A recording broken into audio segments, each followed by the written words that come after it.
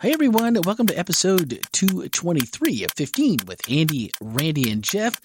Well, it's just Randy this week. Holiday weekends and schedules once again collide in making sure that three individual calendars and their contents will not align to allow the entirety of our namesakes to be together today. That said, I hope your Labor Day weekend felt longer and more relaxing than the time and the current state of our world might otherwise allow for. It's always good to get away for a bit and find a little renewal in simply doing less. I know that for yours truly, there may be no better reward of any week than to find a little more downtime to spend with my girls. It seems like we should be better at slowing down, doesn't it? We are all humans capable of critical thought and interpreting concepts like Sabbath, science, medical knowledge, all that confirm the benefits of slowing down, and yet here we are. The story and ramifications at the heart of our message this week also seem so simple that even a caveman can do it. It should apply, right? But when it comes to the rule following and failing, we rarely seem to give ourselves a break. Big surprise, right? Yeah, probably not so much. This week we started a new series called Simply Gospel. The first message was by Jeff Sinkmani, and I want to start out with the message outline, just to give you a foundation. It reads, if you were given news of the best restaurant in town, and then given burdensome conditions that were required in order to eat there, how would you respond? The news of this restaurant becomes a bit less enchanting. So too with the gospel. When we add our own conditions to God's simple truth, we not only dampen its appeal, but we also diminish its meaning. For us as Christians, the gospel, the good news, it's essential to our lives and to the motivation we have to live like Jesus and, well, to the best of our ability, love like Jesus. Jeff described the feeling inside the early church culture that really boiled down to protectionism from the faithful. No one wants the outsiders taking the easy route to the same promised destination and with all the rewards as those with heritage and those with standing in the church community.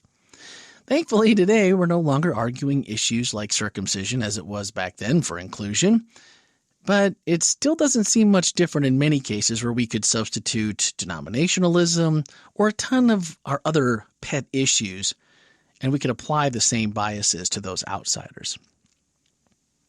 So, to what end does this serve? Do we honestly believe that by making the road tougher, more convoluted and confusing, less loving, that we are doing something positive for the kingdom of God? Jeff helped emphasize Paul's objection to this type of thinking and practice by taking us to Galatians chapter 5, verses 2 through 3. Paul said, I am emphatic about this. The moment any one of you submits to circumcision or any other rule-keeping system, at that same moment, Christ's hard-won gift of freedom is squandered. Think about that one. The moment any of you submits to circumcision or any other rule-keeping system, at that same moment, because of that, Christ's hard-won gift of freedom is squandered. I repeat my warning. The person who accepts the ways of circumcision trades all the advantages of the free life in Christ for the obligations of the slave life of the law. Again, this seems like it should be so easy, and it's something that we continue to talk about over and over again, so obviously it isn't for us. But what about the sentence, the person who accepts the ways of circumcision trades all the advantages of the free life, the thing we don't want to give everybody else, for the obligations of the slave life in the law? Let's trade in freedom for the obligations of the slave life of the law. What part of that sounds like, maybe I haven't given this whole circumcision and any of these other rule-keeping systems, maybe I just haven't given them enough, maybe I just haven't given them enough thought. Maybe this is where I should really be. Why am I wasting my time with this free life business when I can have obligations and slave life of the law? Now, this is usually the point in the discussion when opposite sides of the faith versus works aisle begin to disintegrate. Rules versus grace, bootstraps versus watered down, once saved, always saved. We listen to and revere Paul's writing and God's given wisdom from someone who was an expert on both sides of this equation. And yet in instances like these, we tend to err on the side of works because, what if he wasn't really serious, or what if he was wrong? What if he doesn't really know what he's talking about? And what if, that was just Paul's advice afterwards? Maybe he hadn't thought about it all the way through. Why does working for it seem so much more tangible? And given what we just read, more desirable. We make it so hard for ourselves to simply believe in what Jesus has said, what Paul has confirmed, and go with what our fragile and needy characters tell us to do. And it's almost maddening. It's almost enough to make you just want to rip your hair out when you see it in others, and then you look at yourself and go, man, the reflection in that mirror looks awfully familiar.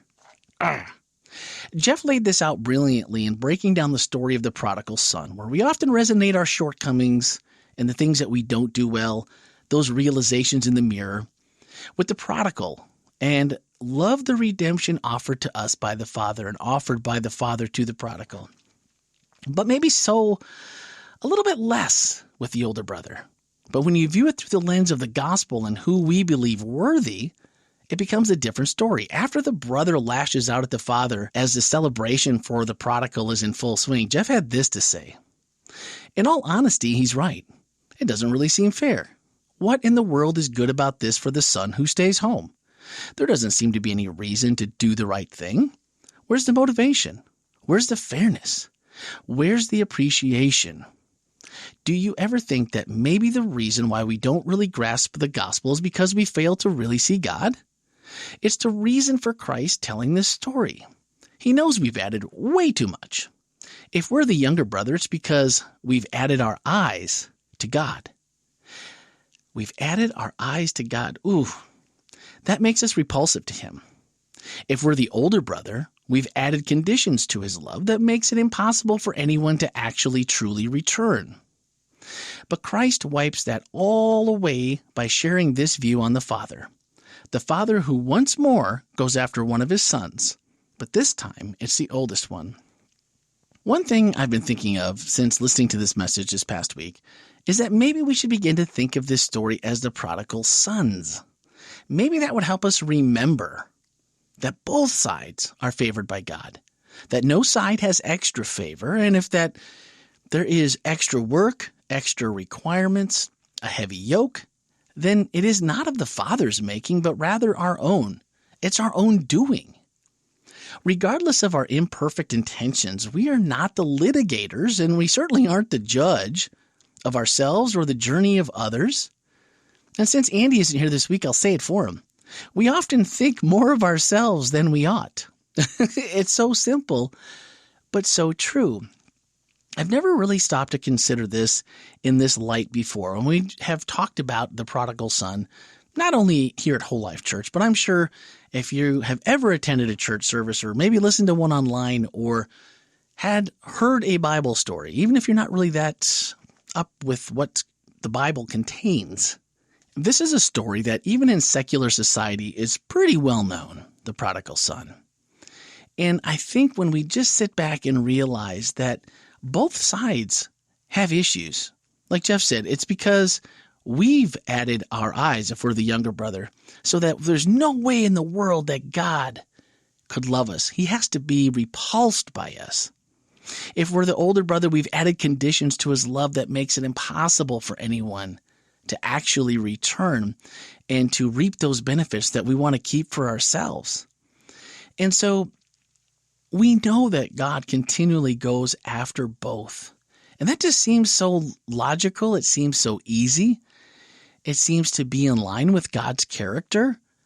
And yet we will still err on that side of, yeah, but if I did this, or if I was better at that, or if this sin that continually bugs me, it continually gets the best of me. No matter how many times I pray about it, no matter how many times I wished it wasn't there, it seems to get the better of me.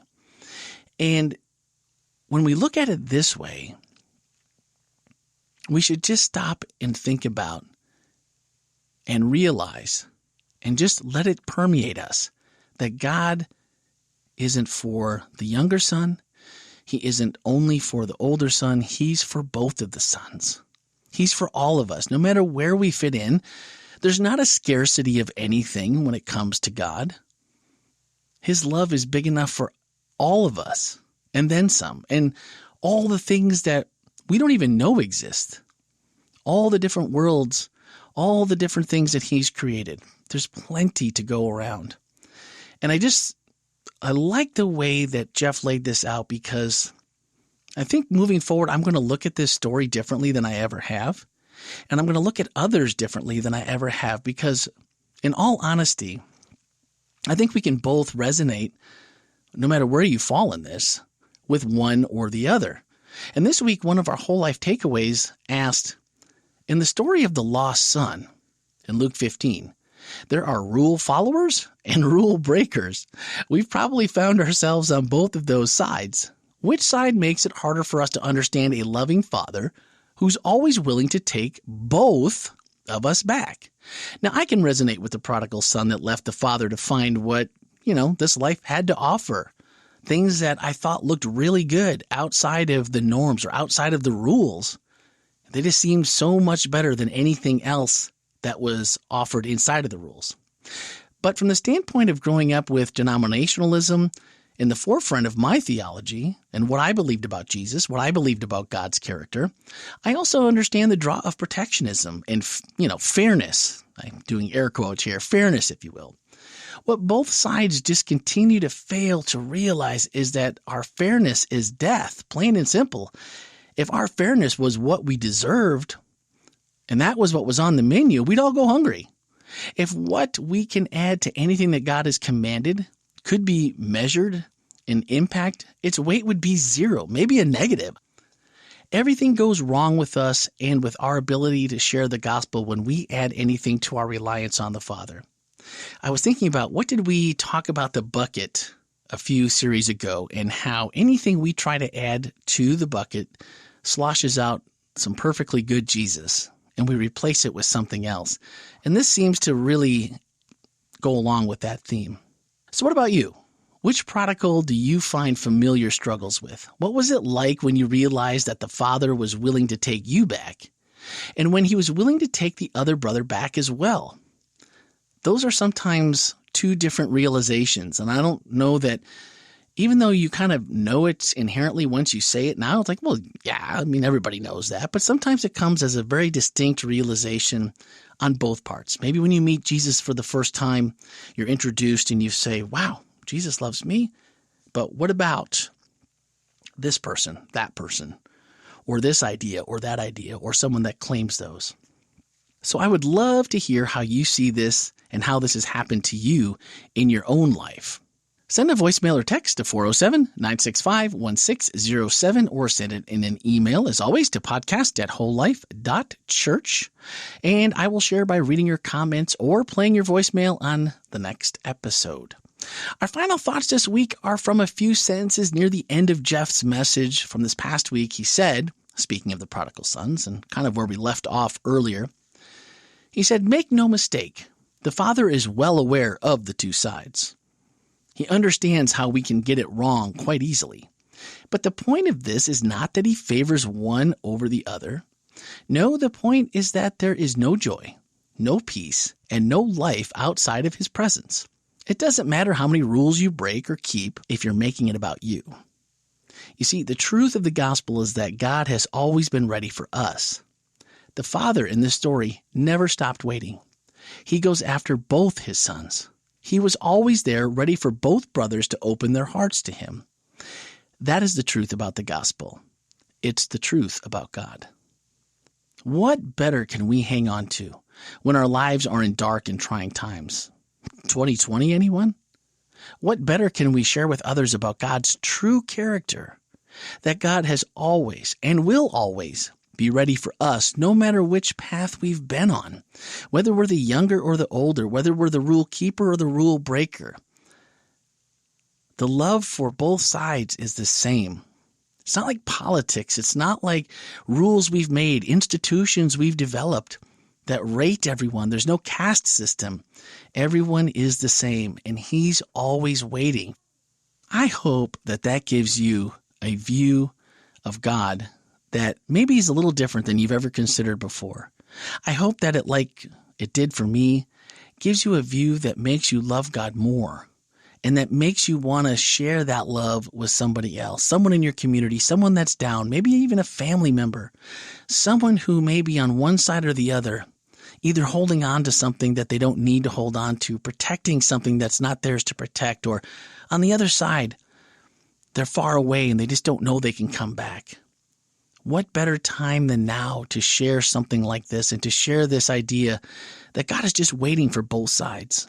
Both sides have issues. Both sides see the other as the villain maybe, or at least as the bad guy or the lesser. And how encouraging is it to realize through a story that's pretty easy to understand when we look at it the right way, and what that means for their future, and that you, like God, is accepting them the same way. You're ready to be there for them no matter what side they're on. Something to consider. Someone to look out for this week as we go about taking all this in and putting it into practice. Find someone that just maybe doesn't know this part of the story. How awesome would that be? All right, next week we continue with our Simply Gospel series, and the second message, Simply Profound. And I believe it's Andy, but I'm not exactly sure. I think I got an email somewhere, but it's not right in front of me. But either way, we'll be back. That's going to do it for this week. So next Tuesday evening, speaking of grace, we'll feature that message called Simply Profound. Tuesday evenings at 8 p.m. Inside of that show, when you listen, you swipe up. All of the week's takeaways will be inside of that show each and every week, so they're easy to find.